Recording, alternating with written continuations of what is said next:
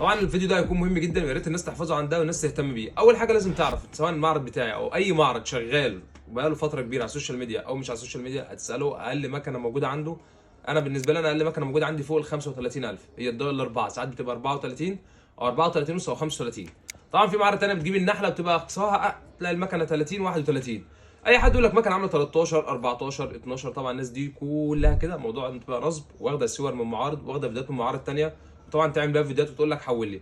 انا نصيحه مني ليك بقول لك ما تحولش لاي حد، حتى لو المعرض انت واثق فيه ومنزل، ما تحولش لاي حد لما تيجي المعرض وتشوف الشخص نفسه واسال على المعرض، ما تزعلش. اهم حاجه ان انت ما تدفعش فلوس شحن ولا تدفع فلوس لاي حد، لان مفيش مكان اصلا حاجه اسمها تهريب جمارك، ولا في مكان هيوصلك ولا اي حاجه خالص. هيفضل ياخد يسحبك ويستنزفك في الفلوس، والمكان واقف في المكان الفلاني وهبعت لك واعمل لك. وفي ناس بتاخد صور من معارض من اماكن ثانيه وتنزلها او فيديوهات وتنزلها وتقول لك ده المكن ده تبع الشخص ده.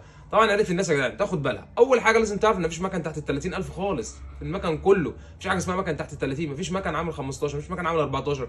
طبعا انت لازم تعرف ان المكنه دي لو اتقطعت كده قطع غيار واتباعت هتجيب معاك 20 حاجه و20.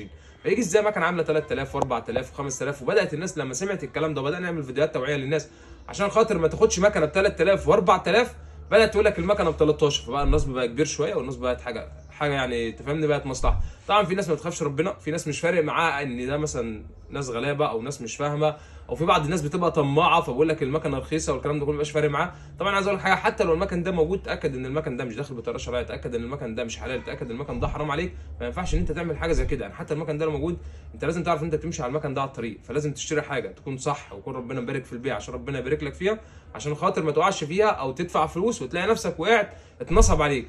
ومفيش مكن هيوصلك، انت مهما تدفع والله المكن ما هيوصلك، لان الناس دي نصبه ونصبت على ناس كتير جدا. وساعات بتاخد صور من معارض كتير، ومن المعرض بتاعي شخصيا نفسه بتاخد منه. بنعمل فيديوهات دي توعيه للناس عشان خاطر تبقى الناس عارفه. لازم تعرف انت لو محتاج حاجه يبقى انا عارف الشخص وعارف رقم الشخص اللي انا بحول له، بحيث لما يجي يقول انا حولت يقول لك اه موجود والمكنه اهي موجوده الحمد لله بفضل الله. تلاقي المكنه موجوده وتستلم الحاجه بتاعتك وتستلم الورق، تمام. لكن الناس اللي بتحول تقول لك 3000 و4000 حول له 400، احنا على كوبري اكتوبر واحنا مش عارف على كوبري ايه، والمكنه بنعدي والكمين والكلام ده كله، كل دي حوارات. مفيش حاجه اسمها مكن لوت، مفيش حاجه اسمها مكن بجواب مش عارف افراج، مفيش الكلام ده. كل المكن ده كله نصب وكل دي حوارات، والعيال دي ما بتخافش ربنا وبتعمل بلوكات بعد ما بتاخد منك الفلوس. فيا ريت نخلي بالنا يا جدعان. لازم تعرف ان مفيش حاجه اسمها مكنه ب 3000 و4000. جنوط النهارده الشكامين لوحدها ب 2000 جنيه، طقم الصاج عامل 2000 ونص، طقم الجنطين كاملين النهارده بيعدوا ال 5000 جنيه. انت لو حبيت تبيع مكنه كده قطع غيار تعدي معاك ال 20000 جنيه. مفيش حاجه اسمها مكن ب 13 ولا مكن ب 12. يا ريت نتقي الله، يا ريت نعرف ان الحاجه زي كده حتى لو موجوده حرام عليك ما تاخدهاش وما تشتريهاش عشان حرام عليك، هتحاسب على قدام ربنا.